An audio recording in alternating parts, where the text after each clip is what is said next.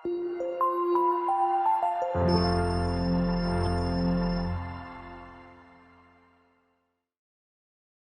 ರೀತಿಯಾಗಿ ಈ ರಾಷ್ಟ್ರೀಯ ಭದ್ರತೆಗೆ ಸಂಬಂಧಪಟ್ಟಂತೆ ಅತ್ಯಾಧುನಿಕವಾದಂತಹ ತಂತ್ರಜ್ಞಾನಗಳನ್ನು ಬಳಸಿ ಸಾಕಷ್ಟು ಉಪಕರಣಗಳನ್ನು ಆಗಿರ್ಬೋದು ಅಥವಾ ಈ ಒಂದು ಏರ್ಕ್ರಾಫ್ಟ್ಗಳನ್ನಾಗಿರ್ಬೋದು, ಅನ್ಮ್ಯಾನ್ಡ್ ಏರಿಯಲ್ ವೆಹಿಕಲ್ಸ್ ಅಥವಾ ಡ್ರೋನ್ಸ್ಗಳನ್ನು ಡೆವಲಪ್ ಮಾಡುವುದಾಗಿರ್ಬೋದು, ಅಥವಾ ಈ ನೌಕಾಪಡೆಗೆ ಸಾಕಷ್ಟು ಹೊಸ ಹಡಗುಗಳನ್ನು ಡೆಪ್ಲಾಯ್ ಮಾಡುವುದಾಗಿರ್ಬೋದು.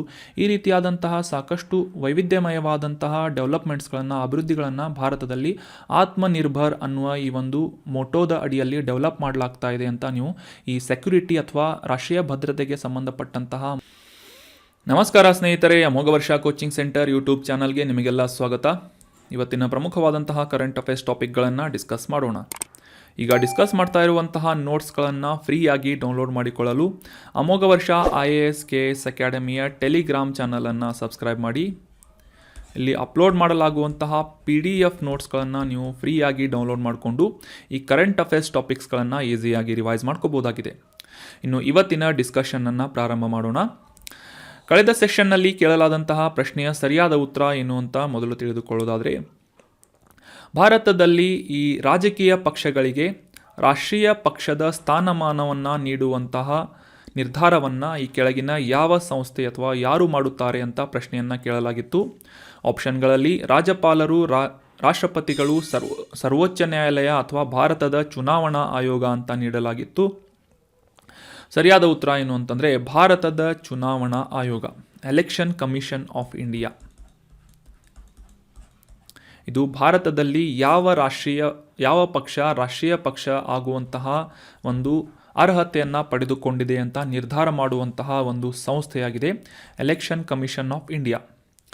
ಸೊ ನಮ್ಮ ಭಾರತದಲ್ಲಿ ಸದ್ಯಕ್ಕೆ 6 ಪ್ರಮುಖವಾದಂತಹ ಪಕ್ಷಗಳನ್ನು ರಾಷ್ಟ್ರೀಯ ಪಕ್ಷಗಳು ಅಂತ ಎಲೆಕ್ಷನ್ ಕಮಿಷನ್ ಆಫ್ ಇಂಡಿಯಾದಿಂದ ಗುರುತಿಸಲಾಗಿದೆ. ಅವು ಯಾವುವು ಅಂತಂದರೆ ಬಹುಜನ್ ಸಮಾಜ್ ಪಾರ್ಟಿ, BSP ಅಂತ ಕರಿತೇವೆ. ನಂತರ BJP, Bharatiya Janata Paksha, national peoples party NPP, communist party of India ಮಾರ್ಕ್ಸ್ವಾದಿ, ಕಾಂಗ್ರೆಸ್ ಮತ್ತು ಆಮ್ ಆದ್ಮಿ ಪಾರ್ಟಿ. ಇತ್ತೀಚೆಗೆ ದಾಖಲಾದಂತಹ ಆಮ್ ಆದ್ಮಿ ಪಾರ್ಟಿಯನ್ನು ಸೇರಿಕೊಂಡು ಒಟ್ಟು 6 ಪಕ್ಷಗಳನ್ನು ಭಾರತದಲ್ಲಿ ರಾಷ್ಟ್ರೀಯ ಪಕ್ಷಗಳು ಅಂತ ಎಲೆಕ್ಷನ್ ಕಮಿಷನ್ ಆಫ್ ಇಂಡಿಯಾದಿಂದ ಗುರುತಿಸಲಾಗುತ್ತದೆ. ಸೊ ಈ ರೀತಿಯಾಗಿ ಪಕ್ಷಗಳನ್ನು ರಾಷ್ಟ್ರೀಯ ಪಕ್ಷಗಳು ಅಥವಾ ನ್ಯಾಷನಲ್ ಪಾರ್ಟಿ ಅಂತ ಗುರುತಿಸುವುದಕ್ಕೆ ಕೆಲವೊಂದಿಷ್ಟು ಕಂಡೀಷನ್ಸ್ಗಳನ್ನು ಅಂದರೆ ಕ್ರೈಟೇರಿಯಾಸ್ಗಳನ್ನು ಎಲೆಕ್ಷನ್ ಕಮಿಷನ್ ಆಫ್ ಇಂಡಿಯಾದಿಂದ, ಚುನಾವಣಾ ಆಯೋಗದಿಂದ ಗುರುತಿಸಲಾಗುತ್ತೆ. ಸೊ ಅವು ಯಾವುವು ಅಂತಂದರೆ ಕೆಲವೊಂದಿಷ್ಟು ಷರತ್ತುಗಳನ್ನು ಈಗ ಡೀಟೇಲ್ ಆಗಿ ಅಂಡರ್ಸ್ಟ್ಯಾಂಡ್ ಮಾಡ್ಕೋಣ. ಭಾರತದಲ್ಲಿ ಆ ಒಂದು ನಿರ್ದಿಷ್ಟವಾದಂತಹ ಪಕ್ಷ ಕನಿಷ್ಠ 4 ರಾಜ್ಯಗಳಲ್ಲಿ ಆ ಪಕ್ಷದ ಅಭ್ಯರ್ಥಿಗಳು ಕಳೆದ ರಾಷ್ಟ್ರೀಯ ಚುನಾವಣೆಯಲ್ಲಿ ಕನಿಷ್ಠ ಪಕ್ಷ 6% ವೋಟ್ಸ್ಗಳನ್ನು ಪಡೆದಿರಬೇಕು. ಅಂತಂದರೆ ಈ ಲೋಕಸಭೆಯಲ್ಲಿ ಪಾರ್ಟಿಸಿಪೇಟ್ ಮಾಡಿದಂತಹ ಆಯಾ ರಾಜ್ಯಗಳಲ್ಲಿ 4 ರಾಜ್ಯಗಳಲ್ಲಿ ಪ್ರಮುಖ 4 ರಾಜ್ಯಗಳಲ್ಲಿ 6% ಮಿನಿಮಮ್ ಆಗಿ ಈ ಒಂದು ವೋಟ್ಸ್ಗಳನ್ನು, ಒಟ್ಟು ಮತಗಳನ್ನು ಪಡೆದಿರಬೇಕು. ಅದೇ ರೀತಿಯಾಗಿ ಈ ಒಂದು 4 ಸ್ಥಾನಗಳನ್ನು ಕೂಡ ಲೋಕಸಭೆಯಲ್ಲಿ ಕನಿಷ್ಠ ಪಕ್ಷ ಗೆದ್ದಿರಬೇಕು. ಮತ್ತು ಎರಡನೇ ಕಂಡೀಷನ್ ಏನು ಅಂತಂದರೆ ಒಂದು ಪಕ್ಷವು ಲೋಕಸಭೆಯಲ್ಲಿನ ಒಟ್ಟು ಸ್ಥಾನಗಳಲ್ಲಿ ಕನಿಷ್ಠ 2% ಕನಿಷ್ಠ 3 ರಾಜ್ಯಗಳಲ್ಲಿ ಪಡೆದಿರಬೇಕು. ಅಂದರೆ 3 ರಾಜ್ಯಗಳಲ್ಲಿ ಕನಿಷ್ಠ 2% ಸೀಟ್ಸ್ಗಳನ್ನು ಅಥವಾ ಸ್ಥಾನಗಳನ್ನು ಪಡೆದಿರಬೇಕು ಅಂತ ಎರಡನೇ ಕಂಡೀಷನ್ ಹೇಳ್ತಾ ಇದೆ. ಅದೇ ರೀತಿಯಾಗಿ ಮೂರನೇ ಕಂಡೀಷನ್ ಏನು ಅಂತಂದರೆ ಆ ಒಂದು ಪಾರ್ಟಿ ಏನಿದೆ ಕನಿಷ್ಠ 4 ರಾಜ್ಯಗಳಲ್ಲಿ ರಾಜ್ಯ ಪಕ್ಷ ಅಂತ ಗುರುತಿಸಿಕೊಂಡಿರಬೇಕು. ಅಂತಹ ಈ ಒಂದು ಕಂಡೀಷನ್ಸ್ಗಳನ್ನು ಫುಲ್ಫಿಲ್ ಮಾಡುವಂತಹ ಪಕ್ಷಗಳಿಗೆ ಎಲೆಕ್ಷನ್ ಕಮಿಷನ್ ಆಫ್ ಇಂಡಿಯಾದಿಂದ ರಾಷ್ಟ್ರೀಯ ಪಕ್ಷಗಳು ಅಂತ ಒಂದು ಗುರುತನ್ನು ನೀಡಲಾಗುತ್ತೆ. ಸದ್ಯಕ್ಕೆ ಭಾರತದಲ್ಲಿ 6 ರಾಷ್ಟ್ರೀಯ ಪಕ್ಷಗಳನ್ನು ನಾವು ಗುರುತಿಸಿದ್ವಿ. ಎಲೆಕ್ಷನ್ ಕಮಿಷನ್ ಆಫ್ ಇಂಡಿಯಾ ಅಥವಾ ಭಾರತದ ಚುನಾವಣಾ ಆಯೋಗ ಅಂತ ಆನ್ಸರ್ ಮಾಡಿ ಕಮೆಂಟ್ ಮಾಡಿದಂತಹ ಎಲ್ಲ ಸ್ಟೂಡೆಂಟ್ಸ್ಗಳಿಗೂ ಕೂಡ ವೆರಿ ವೆಲ್ ಡನ್. ಇದೇ ರೀತಿಯಾಗಿ ಡಿಸ್ಕಷನ್ನಲ್ಲಿ ಭಾಗವಹಿಸ್ತಾ ಇರಿ, ನಿಮ್ಮ ಆನ್ಸರ್ಗಳನ್ನು ಕಮೆಂಟ್ ಮಾಡ್ತಾ ಇರಿ ಅಂತ ಹೇಳ್ತಾ ಇವತ್ತಿನ ಪ್ರಶ್ನೆ ಏನು ಅಂತ ನೋಡೋಣ. ನಾಗಾರ್ಜುನ ಸಾಗರ್ ಶ್ರೀಶೈಲಂ ಹುಲಿ ಸಂರಕ್ಷಿತ ಪ್ರದೇಶದ ಮೂಲಕ ಹರಿಯುವಂತಹ ನದಿ ಯಾವುದು ಅಂತ ಗುರುತಿಸಬೇಕಾಗಿದೆ. Option 1 Godavari, option 2 Krishna, option 3 Tungabhadra ಅಥವಾ ಆಪ್ಷನ್ 4 ಕಾವೇರಿ ಅಂತ ನೀಡಲಾಗಿದ್ದು ನಾಗಾರ್ಜುನ ಸಾಗರ್ ಶ್ರೀಶೈಲಂ ಟೈಗರ್ ರಿಸರ್ವ್ ಇದು ದೇಶದಲ್ಲಿ ಅತಿ ದೊಡ್ಡದಾದಂತಹ ಹುಲಿ ಸಂರಕ್ಷಿತ ಪ್ರದೇಶವಾಗಿ ಆಂಧ್ರ ಪ್ರದೇಶದಲ್ಲಿ ಗುರುತಿಸಿಕೊಳ್ಳುತ್ತೆ. ಇದರ ಮೂಲಕ ಹರಿಯುವಂತಹ ನದಿ ಯಾವುದು ಅಂತ ಆಪ್ಷನ್ಗಳನ್ನು ಕಮೆಂಟ್ ಬಾಕ್ಸ್ನಲ್ಲಿ ಕಮೆಂಟ್ ಮಾಡಿ. ನೆಕ್ಸ್ಟ್ ಸೆಷನ್ನಲ್ಲಿ ಇದರ ಸರಿಯಾದ ಉತ್ತರ ಏನು ಅಂತ ತಿಳಿದುಕೊಳ್ಳೋಣ. ಇನ್ನು ಇವತ್ತಿನ ಮೊದಲನೇ ಆರ್ಟಿಕಲ್ ಏನು ಅಂತ ನೋಡೋದಾದರೆ, pension fund regulatory and development authority PFRDA, ಕನ್ನಡದಲ್ಲಿ ಪಿಂಚಣಿ ನಿಧಿ ನಿಯಂತ್ರಣ ಮತ್ತು ಅಭಿವೃದ್ಧಿ ಪ್ರಾಧಿಕಾರ ಅಂತ ಈ ಒಂದು ಸಂಸ್ಥೆಯನ್ನು ಗುರುತಿಸಲಾಗುತ್ತೆ. ಇದರ ಕುರಿತಾದಂತಹ ಕೆಲವೊಂದಿಷ್ಟು ಇಂಪಾರ್ಟೆಂಟ್ ಮಾಹಿತಿಗಳನ್ನು, examination point of view important ಮಾಹಿತಿಗಳನ್ನು ಈ ಒಂದು ಆರ್ಟಿಕಲ್ನಲ್ಲಿ ಡಿಸ್ಕಸ್ ಮಾಡೋಣ. ಅದಕ್ಕಿಂತ ಮುಂಚೆ ಕಾಂಟೆಕ್ಸ್ಟ್ ಏನು, ಇದು PFRDA ನ್ಯೂಸ್ನಲ್ಲಿ ಯಾಕಿತ್ತು ಅಂತ ಅಂಡರ್ಸ್ಟ್ಯಾಂಡ್ ಮಾಡ್ಕೊಳ್ಳೋದಾದರೆ, ಈ ಪಿಂಚಣಿ ನಿಧಿಯನ್ನು ರೆಗ್ಯುಲೇಟ್ ಮಾಡುವಂತಹ ಸಂಸ್ಥೆಯಾದಂತಹ PFRDAನಲ್ಲಿ ಇನ್ವೆಸ್ಟ್ಮೆಂಟ್ ಮಾಡಬೇಕು ಅಂತಂದರೆ, ಅಂದರೆ ರಾಷ್ಟ್ರೀಯ ಪಿಂಚಣಿ ವ್ಯವಸ್ಥೆಯ ಅಡಿಯಲ್ಲಿ ಇನ್ವೆಸ್ಟ್ಮೆಂಟ್ ಮಾಡಬೇಕು ಅಂತಂದರೆ UPI ಅಂದರೆ ಯೂನಿಫೈಡ್ ಪೇಮೆಂಟ್ ಇಂಟರ್ಫೇಸನ್ನು ಕೂಡ, ಅದರ QR ಕೋಡ್ನ ಮೂಲಕ ಕೂಡ ಠೇವಣಿಯನ್ನು ಅಥವಾ ಇನ್ವೆಸ್ಟ್ಮೆಂಟ್ಸ್ಗಳನ್ನು ಮಾಡಲು ಅವಕಾಶಗಳನ್ನು ಮಾಡಿಕೊಡಲಾಗ್ತಾ ಇದೆ ಈ PFRDA ಅನ್ನುವ ಸಂಸ್ಥೆಯಲ್ಲಿ ಅಂತ ನ್ಯೂಸ್ನಲ್ಲಿ ಪಬ್ಲಿಷ್ ಆಗಿತ್ತು. ಸೊ ಹೀಗಾಗಿ ಈ ಒಂದು ಸಂಸ್ಥೆಯ ಕುರಿತಾದಂತಹ ಕೆಲವೊಂದಿಷ್ಟು ಇಂಪಾರ್ಟೆಂಟ್ ಮಾಹಿತಿಗಳನ್ನು ಈ ಒಂದು ಆರ್ಟಿಕಲ್ನಲ್ಲಿ ಡಿಸ್ಕಸ್ ಮಾಡೋಣ. 2013ನೇ ಇಸವಿಯಲ್ಲಿ PFRDA ಕಾಯ್ದೆಯ ಅಡಿಯಲ್ಲಿ ಜಾರಿಗೊಂಡಂತಹ ಅಥವಾ ಸ್ಥಾಪನೆಯಾದಂತಹ ಒಂದು ರೆಗ್ಯುಲೇಟರಿ ಅಥಾರಿಟಿ ಯಾವುದು ಅಂತಂದರೆ ಈ ಪಿಂಚಣಿ ನಿಧಿ ನಿಯಂತ್ರಣ ಅಭಿವೃದ್ಧಿ ಪ್ರಾಧಿಕಾರ ಅಥವಾ PFRDA ಆಗಿದೆ. ಇದು ಒಂದು ಕಾಯ್ದೆಯ ಮೂಲಕ ಜಾರಿಗೊಂಡಂತಹ ಸ್ಥಾಪನೆಯಾದಂತಹ ಸಂಸ್ಥೆಯಾಗಿದ್ದರಿಂದ ಇದನ್ನು ಸ್ಟ್ಯಾಟ್ಯೂಟರಿ ಬಾಡಿ ಅಥವಾ ಕಾನೂನುಬದ್ಧವಾದಂತಹ ಸಂಸ್ಥೆ ಅಂತ ಕರೆಯಲಾಗುತ್ತದೆ. ಆಗಲೇ ತಿಳಿಸಿದ ಹಾಗೆ ಇದು ಒಂದು ಕಾನೂನುಬದ್ಧ ಸಂಸ್ಥೆಯಾಗಿರುವುದರಿಂದ ಮುಖ್ಯವಾಗಿ ಇದು ಹಣಕಾಸು ಸಚಿವಾಲಯದ ಅಡಿಯಲ್ಲಿ ಕಾರ್ಯವನ್ನು ನಿರ್ವಹಿಸುವಂತಹ ಒಂದು ಸಂಸ್ಥೆ ಆಗಿದೆ. ಇದರ ಮುಖ್ಯ ಉದ್ದೇಶವನ್ನು, ಅಂದರೆ ಸ್ಥಾಪನೆ ಮಾಡುವಂತಹ ಉದ್ದೇಶ ಏನು ಅಂತ ಕ್ಲಿಯರ್ ಆಗಿ ಅಂಡರ್ಸ್ಟ್ಯಾಂಡ್ ಮಾಡ್ಕೊಳ್ಳೋದಾದರೆ, ಈ ಪಿಂಚಣಿ ನಿಧಿ ಅಥವಾ ಈ ಪೆನ್ಷನ್ ಫಂಡ್ಸ್ಗಳನ್ನು ಸ್ಥಾಪನೆ ಮಾಡುವುದರ ಮೂಲಕ ಅವುಗಳನ್ನು ಅಭಿವೃದ್ಧಿಪಡಿಸಿ ಅವುಗಳ ಮೇಲೆ ನಿಯಂತ್ರಣವನ್ನು ಹೊಂದಿರುವಂತಹ ಮತ್ತು ಈ ಸಿಬ್ಬಂದಿಗಳಿಗೆ, ಪೆನ್ಷನನ್ನು ಹೊಂದಿರುವಂತಹ ಸಿಬ್ಬಂದಿಗಳಿಗೆ ವೃದ್ಧಾಪ್ಯದಲ್ಲಿ ಆದಾಯವನ್ನು ಭದ್ರತೆಗೊಳಿಸುವಂತಹ ಅಥವಾ ಇನ್ಕಮ್ ಸೆಕ್ಯುರಿಟಿಯನ್ನು ಒದಗಿಸುವಂತಹ, ಉತ್ತೇಜನ ಮಾಡುವಂತಹ ಒಂದು ಸಂಸ್ಥೆಯಾಗಿ ಈ PFRDA ಸಂಸ್ಥೆ ಗುರುತಿಸಿಕೊಳ್ಳುತ್ತೆ.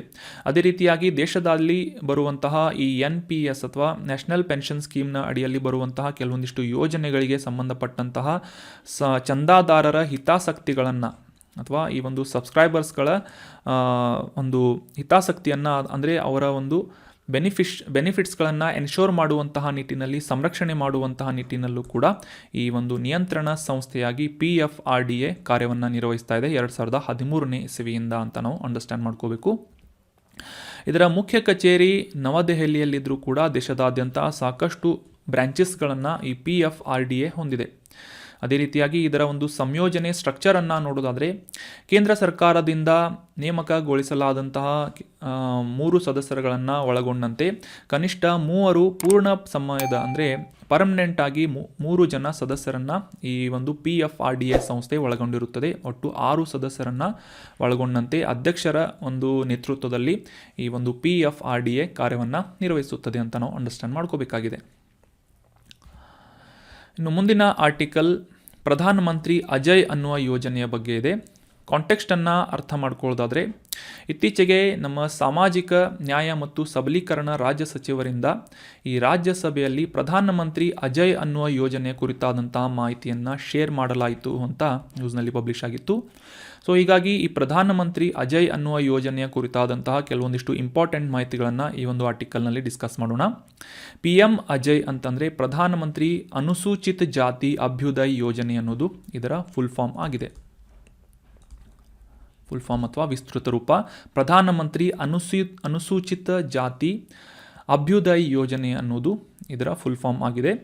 ಇದು 100% ಸೆಂಟ್ರಲ್ ಸೆಕ್ಟರ್ ಸ್ಕೀಮ್ ಆಗಿ ಗುರುತಿಸಿಕೊಳ್ಳುತ್ತೆ. ಅಂದರೆ ಇದರ ಅಡಿಯಲ್ಲಿ ನೀಡಲಾಗುವಂತಹ ಎಲ್ಲ ಫಂಡ್ಸ್ಗಳನ್ನು, ನಿಧಿಗಳನ್ನು ಕೇಂದ್ರ ಸರ್ಕಾರದಿಂದ ಭರಿಸಲಾಗುತ್ತೆ. ಅಂದರೆ ಇದು ಸೆಂಟ್ರಲ್ ಸೆಕ್ಟರ್ ಸ್ಕೀಮ್ ಆಗಿದೆ, CSS.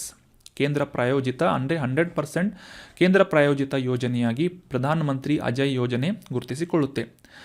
ಇದಕ್ಕಿಂತ ಹಿಂದೆ ಚಾಲ್ತಿಯಲ್ಲಿದ್ದಂತಹ 3 ಪ್ರಮುಖ ಯೋಜನೆಗಳಾದಂತಹ ಪ್ರಧಾನಮಂತ್ರಿ ಆದರ್ಶ ಗ್ರಾಮ್ ಯೋಜನೆ, ಪರಿಶಿಷ್ಟ ಜಾತಿ ಉಪ ಯೋಜನೆಗೆ ವಿಶೇಷ ಕೇಂದ್ರ ನೆರವು ಅನ್ನುವ ಈ ಒಂದು ಯೋಜನೆ ಮತ್ತು ಬಾಬು ಜಗಜೀವನ್ ರಾಮ್ ಛತ್ರವಾಸ್ ಯೋಜನೆ, ಈ 3 ಪ್ರಮುಖ ಯೋಜನೆಗಳನ್ನು ವಿಲೀನಗೊಳಿಸುವುದರ ಮೂಲಕ ಈ ಒಂದು ಪ್ರಧಾನಮಂತ್ರಿ ಅಜಯ್ ಯೋಜನೆಯನ್ನು ಇತ್ತೀಚೆಗೆ ಪ್ರಾರಂಭ ಮಾಡಲಾಗಿದೆ ಅಂತ ಕೇಂದ್ರ ನ್ಯಾಯ ಮತ್ತು ಸಬಲೀಕರಣ ಸಚಿವರಿಂದ ಮಾಹಿತಿಯನ್ನು ನೀಡಲಾಗಿತ್ತು. ಈ ಒಂದು ಪ್ರಧಾನಮಂತ್ರಿ ಅಜಯ್ ಯೋಜನೆಯ ಮುಖ್ಯ ಉದ್ದೇಶ ಏನು ಅಂತ ಕ್ಲಿಯರ್ ಆಗಿ ಅಂಡರ್ಸ್ಟ್ಯಾಂಡ್ ಮಾಡ್ಕೊಳ್ಳೋದಾದರೆ, ಅನುಸೂಚಿತ ಜಾತಿ ಅಂದರೆ ಪರಿಶಿಷ್ಟ ಜಾತಿಗೆ ಸಂಬಂಧಪಟ್ಟಂತಹ ಬಡತನ ರೇಖೆಗಿಂತ ಕೆಳಗಿರುವಂತಹ ಜನರನ್ನು ಗುರುತಿಸಿ ಅವರಿಗೆ ಸಾಕಷ್ಟು ರೀತಿಯಾದಂತಹ ಅನುಕೂಲಗಳನ್ನು ಒದಗಿಸುವುದು. ಯಾವ ರೀತಿ ಅಂತಂದರೆ, ಒಂದು ಜನರ ಅಂದರೆ ಸಬ್ಸ್ಕ್ರೈಬ್ ಮಾಡಿದಂತಹ ಅಥವಾ ಫಲಾನುಭವಿಗಳ ಉತ್ಪಾದನೆಯನ್ನು ಹೆಚ್ಚು ಮಾಡುವುದರ ಮೂಲಕ ಅವರ ಆದಾಯವನ್ನು ಇನ್ಕ್ರೀಸ್ ಮಾಡುವುದು, ಕೌಶಲ್ಯಾಭಿವೃದ್ಧಿಯನ್ನು ನೀಡುವುದು ಅಂದರೆ ಅವರಿಗೆ ಕೌಶಲ್ಯಗಳ ತರಬೇತಿಯನ್ನು ನೀಡುವುದು, ಮೂಲ ಸೌಕರ್ಯದ ಅಭಿವೃದ್ಧಿಯಾಗಿರ್ಬೋದು ಅಥವಾ ನಿರ್ದಿಷ್ಟ ಜನರನ್ನು ಗುರಿ ಮಾಡಿ ಅವರನ್ನು ಗುರುತಿಸಿ ಆದಾಯವನ್ನು ಹೆಚ್ಚಿಸುವಂತಹ ಒಂದು ಸಮಗ್ರ ಯೋಜನೆಯಾಗಿ ಈ ಪ್ರಧಾನಮಂತ್ರಿ ಅಜಯ್ ಅನ್ನುವ ಯೋಜನೆಯನ್ನು ಜಾರಿಗೊಳಿಸಲಾಗಿದೆ. ಆಗಲೇ ತಿಳಿಸಿದ ಹಾಗೆ ಈ ಜನಸಂಖ್ಯೆಯಲ್ಲಿ ಬಡತನವನ್ನು ಕಡಿಮೆ ಮಾಡುವುದು ಮತ್ತು ಅವರನ್ನು ಈ ಬಡತನ ರೇಖೆಗಿಂತ ಪಾವರ್ಟಿ ಲೈನ್ ಅಂತ ಏನು ಕರಿತೇವೆ ಅದರಿಂದ ಮೇಲೆತ್ತುವಂತಹ ಒಂದು ಉದ್ದೇಶದಿಂದ ಪ್ರಧಾನಮಂತ್ರಿ ಅಜಯ್ ಯೋಜನೆಯನ್ನು ಜಾರಿಗೊಳಿಸಲಾಗಿದೆ. ಸೊ ಇದರ ಅರ್ಹತೆಯನ್ನು ಯಾರು ಪಡೆದುಕೊಂಡಿದ್ದಾರೆ, ಯಾರು ಇದರ ಫಲಾನುಭವಿಗಳು ಆಗಲು ಅರ್ಹರು ಅಂತ ಗುರುತಿಸೋದಾದರೆ, ಬಡತನ ರೇಖೆಗಿಂತ ಕೆಳಗೆ ಇರುವಂತಹ ಪರಿಶಿಷ್ಟ ಜಾತಿಯ ಜನರನ್ನು ಈ ಒಂದು ಅನುಸೂಚಿತ ಜಾತಿ ಅಭ್ಯುದಯ ಯೋಜನೆಯ ಅಡಿಯಲ್ಲಿ ಗುರುತಿಸಲಾಗುತ್ತೆ ಆ ಒಂದು ಫಲಾನುಭವಿಗಳಾಗಿ ಅಂತ ಅನ್ನೋದು ಇಂಪಾರ್ಟೆಂಟ್ ಆದಂಥ ಮಾಹಿತಿ. ಸೊ ನೆನ್ಪಿಟ್ಕೊಳ್ಳಿ, ಈ ಒಂದು ಪರಿಶಿಷ್ಟ ಜಾತಿಗೆ ಸಂಬಂಧಪಟ್ಟಂತೆ ಅವರ ಒಂದು ಕಲ್ಯಾಣಕ್ಕೋಸ್ಕರವಾಗಿ ಕೇಂದ್ರ ಸರ್ಕಾರದಿಂದ 100% ಪ್ರಾಯೋಜಿತವಾದಂತಹ ಯೋಜನೆ ಪ್ರಧಾನಮಂತ್ರಿ ಅಜಯ್ ಯೋಜನೆ ಅಂತ ನಾವು ಗುರುತಿಸಬೇಕು. ಇದಕ್ಕಿಂತ ಹಿಂದೆ ಇದ್ದಂತಹ 3 ಪ್ರಮುಖ ಯೋಜನೆಗಳನ್ನು ವಿಲೀನಗೊಳಿಸುವುದರ ಮೂಲಕ ಈ ಒಂದು PM ಅಜಯ್ ಅನ್ನುವ ಯೋಜನೆಯನ್ನು ಜಾರಿಗೊಳಿಸಲಾಗಿದೆ. ಇದು ಮುಖ್ಯವಾಗಿ ಈ ಅನುಸೂಚಿತ ಜಾತಿ ಅಥವಾ ಪರಿಶಿಷ್ಟ ಜಾತಿಗೆ ಸಂಬಂಧಪಟ್ಟಂತಹ ಬಡತನ ರೇಖೆಗಿಂತ ಕೆಳಗಿರುವಂತಹ ಜನರನ್ನು ಅವರ ಆದಾಯವನ್ನು ಇನ್ಕ್ರೀಸ್ ಮಾಡುವುದು ಮತ್ತು ಅವರನ್ನು ಬಡತನ ರೇಖೆಯಿಂದ ಮೇಲೆತ್ತುವಂತಹ ಉದ್ದೇಶವನ್ನು ಈ ಒಂದು ಯೋಜನೆ ಹೊಂದಿದೆ ಅಂತ ಸಿಂಪಲ್ ಆಗಿ ನಾವು ಅಂಡರ್ಸ್ಟ್ಯಾಂಡ್ ಮಾಡ್ಕೋಬೇಕಾಗಿದೆ. ಇನ್ನು ಮುಂದಿನ ಆರ್ಟಿಕಲ್, ನೌಕಾಪಡೆಗೆ ಇತ್ತೀಚೆಗೆ INS ಇಂಫಾಲ್ ಅನ್ನುವ ಹೊಸ ಯುದ್ಧ ನೌಕೆಯನ್ನು ಸೇರ್ಪಡೆಗೊಳಿಸಿದ್ದರ ಬಗ್ಗೆ ಇದೆ. ಇದು ದೇಶೀಯವಾಗಿ ಡೆವಲಪ್ ಮಾಡಲಾದಂತಹ ಕ್ಷಿಪಣಿಗಳನ್ನು ಹೊತ್ತೊಯ್ಯಬಲ್ಲಂತಹ ಮತ್ತು ಈ ಅಲ್ಟ್ರಾ ಮಾಡರ್ನ್ ಆದಂತಹ ಅತ್ಯಾಧುನಿಕವಾದಂತಹ ಈ ರೇಡಾರ್ ಟೆಕ್ನಾಲಜಿಯನ್ನು ಹೊಂದಿದಂತಹ ಮತ್ತು ಸ್ಟೆಲ್ತ್ ಕೆಪಾಸಿಟಿಯನ್ನು ಹೊಂದಿದಂತಹ ಅಂದರೆ ಶತ್ರುಗಳ ಕಣ್ತಪ್ಪಿಸಿ ದಾಳಿಯನ್ನು ನಡೆಸುವಂತಹ ಸಾಮರ್ಥ್ಯವನ್ನು ಹೊಂದಿದಂತಹ ಅಣು, ಜೈವಿಕ ಮತ್ತು ರಾಸಾಯನಿಕ ಯುದ್ಧಗಳಲ್ಲಿ ಭಾಗವಹಿಸುವಂತಹ ದೇಶದ ರಕ್ಷಣೆಯನ್ನು ನೀಡುವಂತಹ ಒಂದು ಯುದ್ಧ ನೌಕೆಯನ್ನು ದೇಶೀಯವಾಗಿ ಡೆವಲಪ್ ಮಾಡಲಾಗಿದೆ. ಅದರ ಹೆಸರು INS ಇಂಫಾಲ್ ಅಂತ ಗುರುತಿಸಬೇಕಾಗಿದೆ.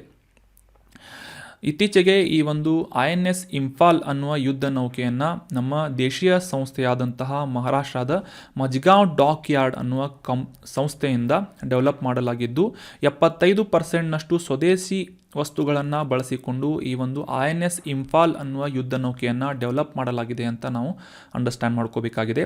ಯಾವ ರೀತಿಯಾಗಿ ಈ ರಾಷ್ಟ್ರೀಯ ಭದ್ರತೆಗೆ ಸಂಬಂಧಪಟ್ಟಂತೆ ಅತ್ಯಾಧುನಿಕವಾದಂತಹ ತಂತ್ರಜ್ಞಾನಗಳನ್ನು ಬಳಸಿ ಸಾಕಷ್ಟು ಉಪಕರಣಗಳನ್ನು ಆಗಿರ್ಬೋದು ಅಥವಾ ಈ ಒಂದು ಏರ್ಕ್ರಾಫ್ಟ್ಗಳನ್ನಾಗಿರ್ಬೋದು, ಅನ್ಮ್ಯಾನ್ಡ್ ಏರಿಯಲ್ ವೆಹಿಕಲ್ಸ್ ಅಥವಾ ಡ್ರೋನ್ಸ್ಗಳನ್ನು ಡೆವಲಪ್ ಮಾಡುವುದಾಗಿರ್ಬೋದು ಅಥವಾ ಈ ನೌಕಾಪಡೆಗೆ ಸಾಕಷ್ಟು ಹೊಸ ಹಡಗುಗಳನ್ನು ಡೆಪ್ಲಾಯ್ ಮಾಡುವುದಾಗಿರ್ಬೋದು, ಈ ರೀತಿಯಾದಂತಹ ಸಾಕಷ್ಟು ವೈವಿಧ್ಯಮಯವಾದಂತಹ ಡೆವಲಪ್ಮೆಂಟ್ಸ್ಗಳನ್ನು, ಅಭಿವೃದ್ಧಿಗಳನ್ನು ಭಾರತದಲ್ಲಿ ಆತ್ಮನಿರ್ಭರ್ ಅನ್ನುವ ಈ ಒಂದು ಮೋಟೋದ ಅಡಿಯಲ್ಲಿ ಡೆವಲಪ್ ಮಾಡಲಾಗ್ತಾ ಇದೆ ಅಂತ ನೀವು ಈ ಸೆಕ್ಯುರಿಟಿ ಅಥವಾ ರಾಷ್ಟ್ರೀಯ ಭದ್ರತೆಗೆ ಸಂಬಂಧಪಟ್ಟಂತಹ ಮಾಹಿತಿಯನ್ನು ಎಸ್ಸೆಗಳಲ್ಲಿ ಅಥವಾ ಮೇನ್ಸ್ ಆನ್ಸರ್ ರೈಟಿಂಗ್ನಲ್ಲಿ ಬರೀಬೇಕು ಅಂತಂದರೆ ಕಂಪಲ್ಸರಿಯಾಗಿ ನೋಟ್ ಮಾಡಿ. ನಮ್ಮ ಭಾರತದಲ್ಲಿ ಈ ಒಂದು ಸೆಕ್ಯುರಿಟಿಗೆ ಸಂಬಂಧಪಟ್ಟಂತೆ ಸಾಕಷ್ಟು ಅಭಿವೃದ್ಧಿಗಳನ್ನು ಭಾರತದಲ್ಲಿ ಮಾಡಲಾಗ್ತಾ ಇದೆ ಅಂತ ನಾವು ಅಂಡರ್ಸ್ಟ್ಯಾಂಡ್ ಮಾಡ್ಕೋಬೇಕು. ಅದೇ ರೀತಿಯಾಗಿ ಆ ಪಾಯಿಂಟ್ಸ್ಗಳನ್ನು ಎಸ್ಸೆ ಅಥವಾ KS ಮೇನ್ಸ್ ಆನ್ಸರ್ ರೈಟಿಂಗ್ನಲ್ಲಿ ಬಳಸಿಕೊಳ್ಳಲು ಪ್ರಯತ್ನವನ್ನು ಪಡಬೇಕು. ಇಂಫಾಲ್ ಅಂದರೆ ನಮಗೆಲ್ಲ ಗೊತ್ತಿರೋ ಹಾಗೆ ಮಣಿಪುರದ ರಾಜಧಾನಿ ಹೆಸರು ಇಂಫಾಲ್ ಅಂತ. ಸೊ ಇದರ ಹೆಸರನ್ನು INS ಇಂಫಾಲ್ ಅನ್ನುವ ಈ ಒಂದು ಸ್ಟೆಲ್ತ್ ವಾರ್ಶಿಪ್ಗೆ ಇಡಲಾಗಿದೆ. ಇದರ ಕೆಲವೊಂದಿಷ್ಟು ವಿಶೇಷತೆಗಳನ್ನು ನೋಡೋದಾದರೆ, ಸುಮಾರು 163 ಮೀಟರ್ ಉದ್ದ ಇರುವಂತಹ ಮತ್ತು 17 ಮೀಟರ್ ಅಗಲವಿರುವಂತಹ ಈ ಒಂದು ಯುದ್ಧ ನೌಕೆ 7400 ಟನ್ ತೂಗುವಂತಹ ಒಂದು ಯುದ್ಧ ನೌಕೆಯಾಗಿ ಗುರುತಿಸಿಕೊಳ್ಳುತ್ತದೆ. ಅದೇ ರೀತಿಯಾಗಿ ಈ ನೆಲದಿಂದ ಆಗಸಕ್ಕೆ ಚಿಮ್ಮುವಂತಹ ಕ್ಷಿಪಣಿಗಳಾದಂತಹ ಅತ್ಯಾಧುನಿಕ ಬ್ರಹ್ಮೋಸ್ ಅಥವಾ ಇತರ ಕೆಲವೊಂದಿಷ್ಟು ಕ್ಷಿಪಣಿಗಳನ್ನು ಲಾಂಚ್ ಮಾಡುವಂತಹ ಒಂದು ಸಾಮರ್ಥ್ಯವನ್ನು ಕೂಡ ಇದು ಹೊಂದಿದೆ. ಅದೇ ರೀತಿಯಾಗಿ ಈ ಕರಾವಳಿಯನ್ನು ಸಂರಕ್ಷಣೆ ಮಾಡುವಂತಹ ನಿಟ್ಟಿನಲ್ಲಿ ಈ ಸರ್ವೇಲೆನ್ಸನ್ನು ಅಥವಾ ಕಣ್ಗಾವಲು ನೀಡುವಂತಹ ಒಂದು ರೇಡಾರ್ ಸಿಸ್ಟಮನ್ನು ಅಥವಾ ವ್ಯವಸ್ಥೆಯನ್ನು ಅಳವಡಿಸಿಕೊಂಡಂತಹ ಒಂದು ನೌಕೆ ಇಂಫಾಲ್ ಅನ್ನುವ ಯುದ್ಧ ನೌಕೆ ಆಗಿದೆ. ಭಾರತದ ಬಳಿ ಸದ್ಯಕ್ಕೆ 132 ಯುದ್ಧ ನೌಕೆಗಳು ಇದ್ದು 2035ರ ವೇಳೆಗೆ ಈ ಒಂದು ಸಂಖ್ಯೆಯನ್ನು 170ರಿಂದ 175ರವರೆಗೆ ಹೆಚ್ಚಿಸುವಂತಹ ಗುರಿಯನ್ನು ನಮ್ಮ ಭಾರತದ ನೌಕಾಪಡೆ ಹೊಂದಿದೆ ಅನ್ನೋದು ಕೂಡ ಇಂಪಾರ್ಟೆಂಟ್ ಆದಂಥ ಮಾಹಿತಿ. ಸೊ ಇತ್ತೀಚೆಗೆ ನಮ್ಮ ಕೇಂದ್ರ ರಕ್ಷಣಾ ಸಚಿವರಾದಂತಹ ರಾಜನಾಥ್ ಸಿಂಗ್ ಅವರಿಂದ ಈ ಒಂದು ಮಹಾರಾಷ್ಟ್ರದಲ್ಲಿ ಈ INS ಇಂಫಾಲ್ ಅನ್ನುವ ಹೊಸ ನೌಕಾಪಡೆಯನ್ನು ಡೆಪ್ಲಾಯ್ ಮಾಡಲಾಯಿತು, ಲೋಕಾರ್ಪಣೆ ಮಾಡಲಾಯಿತು ಅಂತ ನ್ಯೂಸ್ನಲ್ಲಿ ಪಬ್ಲಿಷ್ ಆಗಿತ್ತು. ಇನ್ನು ಮುಂದಿನ ಆರ್ಟಿಕಲ್ ಮಿನಿಮಮ್ ಸಪೋರ್ಟ್ ಪ್ರೈಸ್ ಬಗ್ಗೆ ಇದೆ. MSP ಅಂತ ಇದನ್ನು ಕರೀತಾರೆ. ಕನ್ನಡದಲ್ಲಿ ಕನಿಷ್ಠ ಬೆಂಬಲ ಬೆಲೆ ಅಂತ ನಾವು ಅಂಡರ್ಸ್ಟ್ಯಾಂಡ್ ಮಾಡ್ಕೋಬೇಕು. ಕಾಂಟೆಕ್ಸ್ಟನ್ನು ಮೊದಲಿಗೆ ಅರ್ಥ ಮಾಡ್ಕೊಳ್ಳೋದಾದರೆ, ಇತ್ತೀಚೆಗೆ ಈ ಬೆಂಬಲ ಬೆಲೆಯನ್ನು ಕೊಬ್ಬರಿಗೆ ನೀಡಲಾಗುವಂತಹ ಬೆಂಬಲ ಬೆಲೆಯನ್ನು ಹೆಚ್ಚಿಸಲಾಗಿದೆ. ಅಂದರೆ ಕ್ವಿಂಟಲ್ಗೆ ಸುಮಾರು 300 ರೂಪಾಯಿಗಳಷ್ಟು ಹೆಚ್ಚಳವನ್ನು ಮಾಡಲಾಗಿದೆ. ಗಿರಾಣಿಗೆ 300 ರೂಪಾಯಿ ಮತ್ತು ಉಂಡೆಗೆ 250 ರೂಪಾಯಿಗಳ MSPಯನ್ನು ಇನ್ಕ್ರೀಸ್ ಮಾಡಲಾಗಿದೆ ಅಂತ ನ್ಯೂಸ್ನಲ್ಲಿ ಬಂದಿತ್ತು. ಸೊ ಇದರ ಮೂಲಕ ಈ ಪ್ರತಿ ಕ್ವಿಂಟಲ್ಗೆ ಕೊಬ್ಬರಿಯ ದರ 11,160ರಿಂದ ಸದ್ಯಕ್ಕೆ 12,000ವರೆಗೆ ಏರಿಕೆಯಾಗಿದೆ ಅಂತ ಕೂಡ ಮಾಹಿತಿಯನ್ನು ಶೇರ್ ಮಾಡಲಾಗಿತ್ತು. ಸೊ ಈ ಬೆಂಬಲ ಬೆಲೆ ಅಂದರೆ ಏನು ಅಂತ ಕ್ಲಿಯರ್ ಆಗಿ ಈ ಒಂದು ಆರ್ಟಿಕಲ್ನಲ್ಲಿ ಅಂಡರ್ಸ್ಟ್ಯಾಂಡ್ ಮಾಡ್ಕೊಳ್ಳೋದಕ್ಕೆ ಟ್ರೈ ಮಾಡೋಣ. MSP ಮಿನಿಮಮ್ ಸಪೋರ್ಟ್ ಪ್ರೈಸ್ ಅಥವಾ ಕನಿಷ್ಠ ಬೆಂಬಲ ಬೆಲೆ ಅಂತಂದರೆ ಸರ್ಕಾರದಿಂದ ಈ ಬೆಳೆಯನ್ನು ಅಥವಾ ಈ ಅಗ್ರಿಕಲ್ಚರಲ್ ಪ್ರಾಡಕ್ಟ್ಸ್ಗಳನ್ನು, ಈ ಕೃಷಿ ಉತ್ಪನ್ನಗಳನ್ನು ಬೆಳೆದಂತಹ ಬೆಳೆಗಾರರಿಗೆ ಅಥವಾ ರೈತರಿಗೆ ಪಾವತಿ ಮಾಡುವಂತಹ ಕನಿಷ್ಠ ಖಾತರಿ ಮೊತ್ತವನ್ನು ಮಿನಿಮಮ್ ಸಪೋರ್ಟ್ ಪ್ರೈಸ್ ಅಥವಾ ಕನಿಷ್ಠ ಬೆಂಬಲ ಬೆಲೆ ಅಂತ ಗುರುತಿಸಲಾಗುತ್ತದೆ. ಸೊ ಮುಖ್ಯವಾಗಿ ಕೇಂದ್ರದ ಈ ಕೃಷಿ ವೆಚ್ಚಗಳು ಮತ್ತು ಬೆಲೆಗಳ ಆಯೋಗ ಅಥವಾ ಈ ಪಾರ್ಲಿಮೆಂಟ್ನಲ್ಲಿರುವಂತಹ commission for agricultural cost and pricing CAPC ಅನ್ನುವ ಈ ಒಂದು ಆಯೋಗದ ಮೂಲಕ ಈ ಉತ್ಪಾದನಾ ವೆಚ್ಚ ಆಗಿರ್ಬೋದು, ಆ ಒಂದು ಪ್ರಾಡಕ್ಟ್ಗೆ ಮಾರ್ಕೆಟ್ನಲ್ಲಿ ಇರುವಂತಹ ಡಿಮ್ಯಾಂಡ್ ಆ್ಯಂಡ್ ಸಪ್ಲೈ ಆಗಿರ್ಬೋದು, ಬೇಡಿಕೆ ಮತ್ತು ಪೂರೈಕೆ, ಮಾರುಕಟ್ಟೆಯ ಬೆಲೆ ಪ್ರವೃತ್ತಿ ಆಗಿರ್ಬೋದು ಮತ್ತು ಅಂತರ್ಬೆಳೆ ಬೆಲೆ, ಈ ರೀತಿಯಾದಂಥ ಸಾಕಷ್ಟು ಅಂಶಗಳನ್ನು ಪರಿಗಣಿಸುವುದರ ಮೂಲಕ ಈ ಕೃಷಿ ವೆಚ್ಚಗಳು ಮತ್ತು ಬೆಲೆಗಳ ಆಯೋಗ ಅಥವಾ ಈ commission for agricultural cost and price ಅನ್ನುವ ಈ ಒಂದು ಆಯೋಗದ ಮೂಲಕ ಶಿಫಾರಸನ್ನು ಮಾಡಲಾಗುತ್ತೆ. ಅಂದರೆ ಆ ಒಂದು ಉತ್ಪನ್ನಕ್ಕೆ ಎಷ್ಟು ಬೆಲೆ ಇರಬೇಕು ಅಂತ ಮುಂದಿನ ಸಂಸ್ಥೆಗೆ ರೆಕಮೆಂಡೇಷನ್ಗಳನ್ನು ನೀಡಲಾಗುತ್ತೆ. ಅದರ ಒಂದು ನಿರ್ಧಾರವನ್ನು ಮಾಡುವಂತಹ ಫೈನಲ್ ಡಿಸಿಷನನ್ನು ಮತ್ತು ಆ ಒಂದು ಅಪ್ರೂವಲನ್ನು ನೀಡುವಂತಹ ಜವಾಬ್ದಾರಿ ಯಾರು ಹೊತ್ತಿರ್ತಾರೆ ಅಂತಂದರೆ ಕೇಂದ್ರದ ಆರ್ಥಿಕ ವ್ಯವಹಾರಗಳ ಕ್ಯಾಬಿನೆಟ್ ಸಮಿತಿ, cabinet committee on economic affairs. ಈ ಒಂದು ಸಮಿತಿಯಲ್ಲಿ ಪ್ರಧಾನಮಂತ್ರಿಯವರ ಅಧ್ಯಕ್ಷತೆಯಲ್ಲಿ ಆ ಒಂದು MSPಯನ್ನು ಫೈನಲ್ ಆಗಿ ಅನುಮೋದನೆಯನ್ನು ನೀಡಲಾಗುತ್ತೆ, ಅಂತಿಮ ನಿರ್ಧಾರವನ್ನು ನೀಡಲಾಗುತ್ತೆ ಅನ್ನೋದು ವೆರಿ ಇಂಪಾರ್ಟೆಂಟ್ ಆದಂತಹ ಮಾಹಿತಿ. ನೋಟ್ ಮಾಡಿ ಇಟ್ಕೊಳ್ಳಿ ಇದನ್ನು. ಕೇಂದ್ರದ ಈ ಕ್ಯಾಬಿನೆಟ್ ಕಮಿಟಿ ಆನ್ ಎಕನಾಮಿಕ್ ಅಫೇರ್ಸ್ನ ಅಧ್ಯಕ್ಷತೆಯನ್ನು ವಹಿಸಿದಂತಹ ಅವರು ಯಾರು ಅಂತಂದರೆ ಪ್ರಧಾನಮಂತ್ರಿಯವರು. Prime minister will be Charing the cabinet committee on economic affairs. ಇದನ್ನು ಕನ್ನಡದಲ್ಲಿ ಆರ್ಥಿಕ ವ್ಯವಹಾರಗಳ ಕ್ಯಾಬಿನೆಟ್ ಸಮಿತಿ ಅಂತ ಅಂಡರ್ಸ್ಟ್ಯಾಂಡ್ ಮಾಡ್ಕೋಬೇಕು. ಸೊ ಇದರ ಮೂಲಕ ಭಾರತದಾದ್ಯಂತ ಈ ಕೃಷಿ ಉತ್ಪನ್ನಗಳಿಗೆ ಮಿನಿಮಮ್ ಸಪೋರ್ಟ್ ಪ್ರೈಸನ್ನು ನಿರ್ಧಾರ ಮಾಡಲಾಗುತ್ತೆ ಅಥವಾ ಅನುಮೋದನೆಯನ್ನು ನೀಡಲಾಗುತ್ತೆ. ಇತ್ತೀಚೆಗೆ ಈ ಕೊಬ್ಬರಿ ಬೆಲೆಗೆ 300 ರೂಪಾಯಿಗಳ ಹೆಚ್ಚಳದ MSPಯನ್ನು ಗುರುತಿಸಲಾಗಿದೆ ಅನ್ನೋದು ಈ ಕಾಂಟೆಕ್ಸ್ಟನ್ನು ಕೂಡ ನಾವು ಅಂಡರ್ಸ್ಟ್ಯಾಂಡ್ ಮಾಡ್ಕೋಬೇಕಾಗಿದೆ. ಆಗಲೇ ತಿಳಿಸಿದ ಹಾಗೆ ಸರ್ಕಾರದಿಂದ ಬೆಳೆಗಾರರಿಗೆ ಕೆಲವೊಂದಿಷ್ಟು ನಿರ್ದಿಷ್ಟ ಬೆಳೆಗಳಿಗೆ ಅವುಗಳನ್ನು ಗುರುತಿಸಿ ಲಾಭದಾಯಕವಾದಂತಹ ಬೆಲೆಗಳನ್ನು ಖಾತ್ರಿಪಡಿಸುವುದು ಮತ್ತು ಈ ಬೆಳೆಯ ವೈವಿಧ್ಯೀಕರಣ ಅಂತಂದರೆ ಈ ಕೃಷಿ ಉತ್ಪನ್ನಗಳ ಡೈವರ್ಸಿಟಿಯನ್ನು ಎನ್ಶ್ಯೂರ್ ಮಾಡುವಂತಹ ನಿಟ್ಟಿನಲ್ಲೂ ಕೂಡ ಈ MSP ಸಾಕಷ್ಟು ಅನುಕೂಲವನ್ನು ಬೆಳೆಗಾರರಿಗೆ ಮಾಡಿಕೊಡುತ್ತದೆ ಅನ್ನೋದು ಇಂಪಾರ್ಟೆಂಟ್ ಆದಂಥ ಮಾಹಿತಿಯಾಗಿದೆ.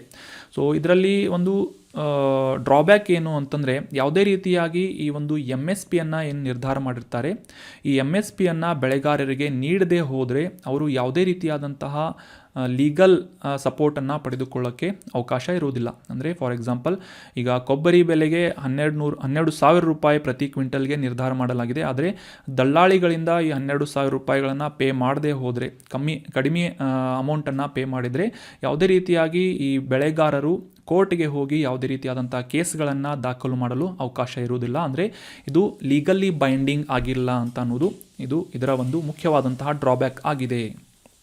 ಸ್ವತಃ ಪ್ರಧಾನಮಂತ್ರಿಯವರಿಂದ ಅನುಮೋದನೆಯನ್ನು ಪಡೆದರೂ ಕೂಡ ಈ MSPಯನ್ನು ನೀಡದೆ ಹೋದರೆ ಯಾವುದೇ ರೀತಿಯಾದಂತಹ ಒಂದು ಸಪೋರ್ಟನ್ನು ಬೆಳೆಗಾರರಿಗೆ, ರೈತರಿಗೆ ನೀಡಲಾಗುವುದಿಲ್ಲ ಅನ್ನೋದು ಒಂದು ಇಲ್ಲಿನವರೆಗೂ ಕೂಡ ಒಂದು ಸಮಸ್ಯೆಯಾಗಿ ಅಥವಾ ಒಂದು ಡ್ರಾಬ್ಯಾಕ್ ಆಗಿ ಈ ಒಂದು MSPಗೆ ಸಂಬಂಧಪಟ್ಟಂತೆ ನಾವು ಮೆನ್ಷನ್ ಮಾಡಬೇಕಾದಂಥ ಒಂದು ಆನ್ಸರ್ ಆಗಿದೆ ಅಂತ ನಾವು ಅಂಡರ್ಸ್ಟ್ಯಾಂಡ್ ಮಾಡ್ಕೋಬೇಕು. So that was about detailed information of MSP. ದೇಶದಾದ್ಯಂತ ಸುಮಾರು 22 ಕೃಷಿ ಉತ್ಪನ್ನಗಳಿಗೆ ಈ ಒಂದು MSPಯನ್ನು ಗುರುತಿಸಲಾಗಿದ್ದು, ಇದೇ ರೀತಿಯಾದಂತಹ ಇನ್ನೊಂದು ರೀತಿಯಾದಂತಹ ಬೆಲೆಯನ್ನು ಶುಗರ್ ಕೇನ್ ಅಥವಾ ಕಬ್ಬಿಗೆ ನೀಡಲಾಗುತ್ತೆ. ಕಬ್ಬು, ಇದಕ್ಕೆ ಫೇರ್ ಆ್ಯಂಡ್ ರೆಮ್ಯುನರೇಟಿವ್ ಪ್ರೈಸ್ ಅಂತ ಕರೀತಾರೆ, FRP ಅಂತ ಕರೀತಾರೆ. ಇದನ್ನು ಕಬ್ಬಿನ ಬೆಳೆಗೆ ನೀಡಲಾಗುತ್ತೆ. ಫೇರ್ ಆ್ಯಂಡ್ ರೆಮ್ಯುನರೇಟಿವ್ ಪ್ರೈಸ್, ಕನ್ನಡದಲ್ಲಿ ನ್ಯಾಯಯುತವಾದಂತಹ ಮತ್ತು ಲಾಭದಾಯಕ ಬೆಲೆ ಅಂತ ನಾವು ಅಂಡರ್ಸ್ಟ್ಯಾಂಡ್ ಮಾಡ್ಕೋಬೇಕು. ಇದನ್ನು ಪ್ರತ್ಯೇಕವಾಗಿ ಕಬ್ಬಿನ ಬೆಳೆಗೆ ನಿರ್ಧಾರ ಮಾಡಲಾಗುತ್ತೆ. ಇದು ಸಪ್ರೇಟ್ ಆಗಿರುತ್ತೆ MSPಗಿಂತ. ಸೊ MSPಯ ಅಡಿಯಲ್ಲಿ 22 ಉತ್ಪನ್ನಗಳಿಗೆ ದೇಶದಾದ್ಯಂತ ಈ ಒಂದು ಕನಿಷ್ಠ ಬೆಂಬಲ ಬೆಲೆಯನ್ನು ನೀಡಬೇಕು ಅಂತ ಕ್ಯಾಬಿನೆಟ್ ಕಮಿಟಿ ಆನ್ ಎಕನಾಮಿಕ್ ಅಫೇರ್ಸ್ನಿಂದ ನಿರ್ಧಾರ ಮಾಡಲಾಗುತ್ತದೆ. So that was all about today's discussion. ಈಗ ಡಿಸ್ಕಸ್ ಮಾಡಲಾದಂತಹ ಆರ್ಟಿಕಲ್ಗೆ ಸಂಬಂಧಪಟ್ಟಂತಹ ಇಂಪಾರ್ಟೆಂಟ್ ಕ್ವಶನ್ ಆನ್ಸರ್ಗಳನ್ನು ಡಿಸ್ಕಸ್ ಮಾಡೋಣ. ಯಾಕಂದರೆ ನಮ್ಮ ಡಿಸ್ಕಷನ್ ಯಾವ ರೀತಿಯಾಗಿ ಎಕ್ಸಾಮ್ನಲ್ಲಿ ರೆಲೆವೆಂಟ್ ಆಗ್ಬೋದು ಅಂತ ಈ ಒಂದು ಕ್ವಶನ್ಸ್ಗಳನ್ನು ಆನ್ಸರ್ ಮಾಡೋದರ ಮೂಲಕ ನಾವು ಕ್ಲಿಯರಾಗಿ ಅಂಡರ್ಸ್ಟ್ಯಾಂಡ್ ಮಾಡ್ಕೊಳ್ಳೋಣ. ಮೊದಲನೇ ರಿವಿಷನ್ ಪ್ರಶ್ನೆ, PFRDA ಸಂಸ್ಥೆಯ ಕುರಿತಾದಂತಹ ಈ ಕೆಳಗಿನ ಯಾವ ಹೇಳಿಕೆ ಸರಿಯಾಗಿದೆ ಅಂತ ಪ್ರಶ್ನೆ ಇದೆ. ಆಪ್ಷನ್ 1, ಇದು ತಿದ್ದುಪಡಿಯ ಮೂಲಕ ರಚಿಸಲಾದಂತಹ ಸಂವಿಧಾನಿಕ ಸಂಸ್ಥೆಯಾಗಿದೆ. ಅಂದರೆ ಸಂವಿಧಾನದ ತಿದ್ದುಪಡಿಯ ಮೂಲಕ ರಚಿಸಲಾದಂತಹ ಸಂಸ್ಥೆಯಾಗಿದೆ ಅಂತ ಮೊದಲನೇ ಸ್ಟೇಟ್ಮೆಂಟ್ ಇದೆ. ಆಪ್ಷನ್ 2, ಇದು ವಾಣಿಜ್ಯ ಸಚಿವಾಲಯದ ಅಡಿಯಲ್ಲಿ ಕಾರ್ಯನಿರ್ವಹಿಸುವಂತಹ ಸಂಸ್ಥೆಯಾಗಿದೆ ಅಂತ ಇದೆ. ಆಪ್ಷನ್ 3, PFRDA ಅನ್ನುವ ಸಂಸ್ಥೆ ಹಣಕಾಸು ಸಚಿವಾಲಯದ ಅಡಿಯಲ್ಲಿ ಕಾರ್ಯನಿರ್ವಹಿಸುವಂತಹ ಶಾಸನಬದ್ಧ ಸಂಸ್ಥೆಯಾಗಿದೆ ಅಂತ ಇದೆ. ಆಪ್ಷನ್ 4, ಮೇಲಿನ ಯಾವುದೂ ಅಲ್ಲ ಅಂತ ಗುರುತಿಸಬೇಕಾಗಿದೆ.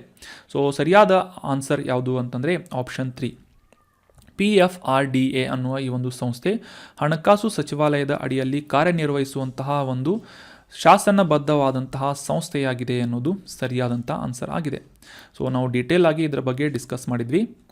2013ನೇ ಇಸವಿಯಲ್ಲಿ pension fund regulatory and development authority ಅನ್ನುವ ಈ ಒಂದು ಕಾಯ್ದೆಯ ಅಡಿಯಲ್ಲಿ ಜಾರಿಗೊಳಿಸಿಕೊಂಡಂತಹ ಕಾನೂನುಬದ್ಧ ಅಥವಾ ಸ್ಟ್ಯಾಟ್ಯೂಟರಿ ಸ್ಥಾನಮಾನವನ್ನು ಹೊಂದಿದಂತಹ ಸಂಸ್ಥೆ PFRDA ಸಂಸ್ಥೆಯಾಗಿದೆ.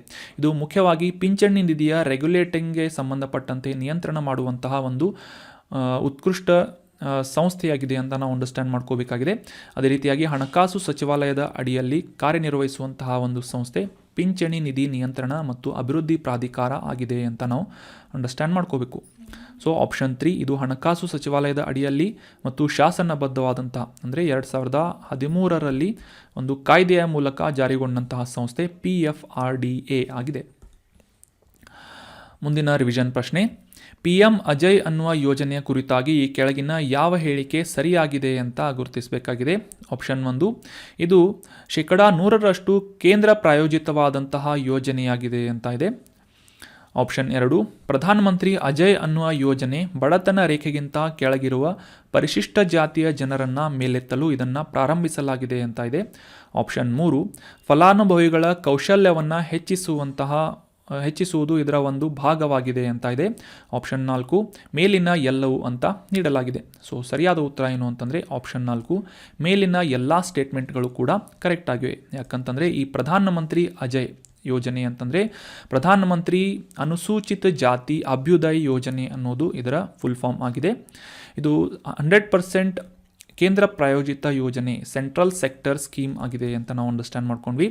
ಅದೇ ರೀತಿಯಾಗಿ ಈ ಒಂದು ಬಡತನ ರೇಖೆಗಿಂತ ಕೆಳಗಿರುವಂತಹ ಈ ಅನುಸೂಚಿತ ಜಾತಿ ಅಂತಂದರೆ ಈ ಪರಿಶಿಷ್ಟ ಜಾತಿಗೆ ಸಂಬಂಧಪಟ್ಟಂತಹ ಬಡವರನ್ನು ಮೇಲೆತ್ತುವಂತಹ ಉದ್ದೇಶದಿಂದ ಅವರಿಗೆ ಕೌಶಲ್ಯಾಭಿವೃದ್ಧಿ ಆಗಿರ್ಬೋದು, ಅವರಿಗೆ ಅವಶ್ಯವಿರುವಂತಹ ಮೂಲ ಸೌಕರ್ಯವನ್ನು ಒದಗಿಸುವುದಾಗಿರ್ಬೋದು, ಈ ರೀತಿಯಾದಂತಹ ಅವರ ಕಾರ್ಯಕ್ರಮಗಳ ಮೂಲಕ ಅವರ ಆದಾಯವನ್ನು ಹೆಚ್ಚಿಸುವಂತಹ ನಿಟ್ಟಿನಲ್ಲಿ ಈ ಪ್ರಧಾನಮಂತ್ರಿ ಅಜಯ್ ಅನ್ನುವ ಯೋಜನೆಯನ್ನು ಜಾರಿಗೊಳಿಸಲಾಗಿದೆ ಅಂತ ನಾವು ಅಂಡರ್ಸ್ಟ್ಯಾಂಡ್ ಮಾಡ್ಕೋಬೇಕು. ಸೊ ಮೇಲೆ ತಿಳಿಸಲಾದಂತಹ 3 ಆಪ್ಷನ್ಗಳು ಕರೆಕ್ಟ್ ಆಗಿರುವುದರಿಂದ ಆಪ್ಷನ್ 4 ಇಸ್ ರೈಟ್ ಆನ್ಸರ್. ಇನ್ನು ಮುಂದಿನ ರಿವಿಷನ್ ಪ್ರಶ್ನೆ, INS ಇಂಫಾಲ್ ಅಂದರೆ ಏನು ಅಂತ ಪ್ರಶ್ನೆ ಇದೆ. ಆಪ್ಷನ್ 1, ಇದು ಮಾರ್ಗದರ್ಶಿ ಕ್ಷಿಪಣಿಯನ್ನು ಸ್ಥಳೀಯವಾಗಿ ಡೆವಲಪ್ ಮಾಡಲಾಗಿದೆ ಅಂತ ಇದೆ. ಅಂದರೆ ಇದು ಒಂದು ಗೈಡೆಡ್ ಮಿಸೈಲ್ ಆಗಿದ್ದು ದೇಶೀಯವಾಗಿ ಡೆವಲಪ್ ಮಾಡಲಾದಂತಹ ಒಂದು ಕ್ಷಿಪಣಿಯಾಗಿದೆ ಅಂತ ಇದೆ. ಆಪ್ಷನ್ 2, ಇದು ಸ್ಥಳೀಯವಾಗಿ ಅಭಿವೃದ್ಧಿಪಡಿಸಲಾದಂತಹ ಯುದ್ಧ ನೌಕೆಯಾಗಿದೆ ಅಂತ ಇದೆ. ಆಪ್ಷನ್ 3, ಇದನ್ನು DRDO ಸಂಸ್ಥೆಯಿಂದ ಅಭಿವೃದ್ಧಿಪಡಿಸಲಾಗಿದೆ ಅಂತ ಇದ್ದು. ಆಪ್ಷನ್ 4, ಮೇಲಿನ ಯಾವುದು ಅಲ್ಲ ಅಂತ ಇದೆ. ಸೊ ಸರಿಯಾದ ಉತ್ತರ ಏನು ಅಂತಂದರೆ INS ಇಂಫಾಲ್ ಅನ್ನೋದು ದೇಶೀಯವಾಗಿ ಡೆವಲಪ್ ಮಾಡಲಾದಂತಹ ಒಂದು ಯುದ್ಧ ನೌಕೆಯಾಗಿದೆ ಅಂತ ನಾವು ಅಂಡರ್ಸ್ಟ್ಯಾಂಡ್ ಮಾಡ್ಕೊಂಡ್ವಿ. ಇತ್ತೀಚೆಗೆ ಇದನ್ನು ಕೇಂದ್ರ ರಕ್ಷಣಾ ಸಚಿವರಿಂದ ಡೆಪ್ಲಾಯ್ ಮಾಡಲಾಯಿತು ಅಥವಾ ಲೋಕಾರ್ಪಣೆ ಮಾಡಲಾಯಿತು ಅಂತ ಅಂಡರ್ಸ್ಟ್ಯಾಂಡ್ ಮಾಡ್ಕೊಂಡ್ವಿ. ಇದು ಅತ್ಯಾಧುನಿಕ ತಂತ್ರಜ್ಞಾನಗಳನ್ನು ಹೊಂದಿದಂತಹ ಈ ಮಹಾರಾಷ್ಟ್ರದ ಮಜಗಾಂವ್ ಡಾಕ್ ಕಂಪನಿಯಿಂದ ಡೆವಲಪ್ ಮಾಡಲಾದಂತಹ ಸ್ಟೆಲ್ತ್ ಕೆಪಾಸಿಟಿಯನ್ನು ಹೊಂದಿದಂತಹ ಒಂದು ಯುದ್ಧ ನೌಕೆಯಾಗಿದೆ, ವಾರ್ಶಿಪ್ ಆಗಿದೆ ಅಂತ ನಾವು ಅಂಡರ್ಸ್ಟ್ಯಾಂಡ್ ಮಾಡ್ಕೊಂಡ್ವಿ. Option 2 is right answer. ಮುಂದಿನ ರಿವಿಷನ್ ಪ್ರಶ್ನೆ, ಈ ಕೆಳಗಿನ ಯಾವ ಸಮಿತಿಯು ಕೃಷಿ ಉತ್ಪನ್ನಗಳಿಗೆ ಸಂಬಂಧಪಟ್ಟಂತೆ ಕನಿಷ್ಠ ಬೆಂಬಲ ಬೆಲೆಯನ್ನು MSP ಮಿನಿಮಮ್ ಸಪೋರ್ಟ್ ಪ್ರೈಸನ್ನು ಅನುಮೋದಿಸುತ್ತದೆ ಅಂತ ಪ್ರಶ್ನೆ ಇದೆ. ಆಪ್ಷನ್ 1, ಆರ್ಥಿಕ ವ್ಯವಹಾರಗಳ ಕ್ಯಾಬಿನೆಟ್ ಸಮಿತಿ. ಆಪ್ಷನ್ 2, ಕೃಷಿ ವೆಚ್ಚಗಳು ಮತ್ತು ಬೆಲೆಗಳ ಆಯೋಗ. ಆಪ್ಷನ್ 3, ಕೃಷಿ ಕುರಿತ ಸಂಪುಟ ಸಮಿತಿ, ಅಗ್ರಿಕಲ್ಚರಲ್ ಕ್ಯಾಬಿನೆಟ್ ಕಮಿಟಿ ಅಂತ ಇದೆ. ಆಪ್ಷನ್ 4, ಮೇಲಿನ ಎಲ್ಲವೂ ಅಂತ ನೀಡಲಾಗಿದೆ. ಸೊ ಸರಿಯಾದ ಉತ್ತರ ಏನು ಅಂತಂದರೆ ಆಪ್ಷನ್ 1, ಆರ್ಥಿಕ ವ್ಯವಹಾರಗಳ cabinet committee on economic affairs. ಈ ಒಂದು ಸಮಿತಿಯ ಮೂಲಕ ಈ ಕನಿಷ್ಠ ಬೆಂಬಲ ಬೆಲೆಯನ್ನು ಅನುಮೋದನೆ ಮಾಡಲಾಗುತ್ತೆ. ಇದರ ನೇತೃತ್ವವನ್ನು ಅಥವಾ ಅಧ್ಯಕ್ಷತೆಯನ್ನು ಪ್ರಧಾನಮಂತ್ರಿಗಳು ಹೊಂದಿರ್ತಾರೆ ಅಂತ ಕೂಡ ನಾವು ಅಂಡರ್ಸ್ಟ್ಯಾಂಡ್ ಮಾಡ್ಕೊಂಡ್ವಿ. ಇದಕ್ಕಿಂತ ಹಿಂದೆ ಸಾಕಷ್ಟು ಅಂಶಗಳನ್ನು ಪರಿಗಣಿಸುವುದರ ಮೂಲಕ ಆ ಒಂದು ಕೃಷಿ ಉತ್ಪನ್ನಕ್ಕೆ ಈ ಒಂದು ಕೃಷಿ ವೆಚ್ಚಗಳು ಮತ್ತು ಬೆಲೆಗಳ ಆಯೋಗದ ಮೂಲಕ ಒಂದು ಬೆಲೆಯನ್ನು ಶಿಫಾರಸು ಮಾಡಲಾಗುತ್ತೆ. ಸೊ ಅದನ್ನು ಅನುಮೋದನೆ ಮಾಡುವಂತಹ ಅಧಿಕಾರ ಯಾರಿಗಿದೆ ಅಂತಂದರೆ ಪ್ರಧಾನಮಂತ್ರಿಯವರ ಅಧ್ಯಕ್ಷತೆಯಲ್ಲಿ cabinet committee on economic affairs ಅನ್ನುವ ಈ ಒಂದು ಸಂಸತ್ತಿನ ಸಮಿತಿಗೆ ಈ ಒಂದು MSPಯನ್ನು ಅನುಮೋದನೆ ಮಾಡುವಂತಹ ಒಂದು ಜವಾಬ್ದಾರಿಯನ್ನು ನೀಡಲಾಗುತ್ತೆ. ಆಪ್ಷನ್ 1, ಆರ್ಥಿಕ ವ್ಯವಹಾರಗಳ ಕ್ಯಾಬಿನೆಟ್ ಸಮಿತಿ is right answer. So that was all about today's discussion. ಈ ಕಂಟೆಂಟನ್ನು ನಿಮ್ಮ ಎಲ್ಲ ಫ್ರೆಂಡ್ಸ್ಗಳ ಜೊತೆ ಶೇರ್ ಮಾಡಿ. ಸಬ್ಸ್ಕ್ರೈಬ್ ಮಾಡಿಲ್ಲ ಅಂದರೆ ಸಬ್ಸ್ಕ್ರೈಬ್ ಮಾಡಿ. Thank you so much for joining the discussion. Have a nice day.